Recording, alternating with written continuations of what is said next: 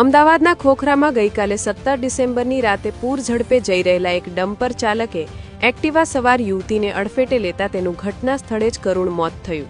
અકસ્માત એટલો ભયાનક હતો કે ડમ્પરનું ટાયર યુવતીના મોઢાના ભાગે ફરી વળ્યું હતું. અકસ્માતને પગલે સ્થાનિક વિસ્તારમાં અરેરાટી વ્યાપી ગઈ, જ્યાં ટ્રાફિક પોલીસે ગુનો નોંધી વધુ તપાસ હાથ ધરી છે.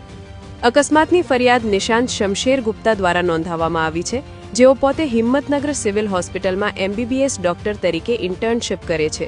મૃતક યુવતી તેમની નાની બહેન ખુશ્બુ ગુપ્તા હતી, જે LG બ્રિજ પાસે આવેલી યુની ENT હોસ્પિટલમાં નર્સ તરીકે ફરજ બજાવી પરિવારને મદદરૂપ થતી હતી. એક સામાન્ય પરિવારની દીકરી અને ઉમદા વ્યવસાય સાથે સંકળાયેલી બહેનનું અકાળે અવસાન થતાં પરિવાર પર આભ તૂટી પડ્યું છે. મૃતક ખુશ્બુ પિતાનું એક્ટિવા લઈને ગાયત્રી ડેરી તરફથી મદ્રાસી મંદિર તરફ જઈ રહી હતી, જ્યાં આર્યોદય સોસાયટીની સામેના માર્ગ પર પૂર ઝડપે અને બેદરકારીથી આવી રહેલા ડમ્પરના ચાલકે એક્ટિવાને જોરદાર ટક્કર મારી હતી. મહત્વનું છે કે ગત 13 ડિસેમ્બરના રોજ અમદાવાદના જ વાડીનાથ ચોક પાસે હોસ્પિટલમાં દાખલ જમાઈની ખબર કાઢવા જઈ રહેલા દંપતીને પણ એક ડમ્પરે ઉડાવ્યા હતા, જ્યાં મહિલાનું ડમ્પરનું ટાયર ફરી વળતા કરુણ મોત થયું હતું.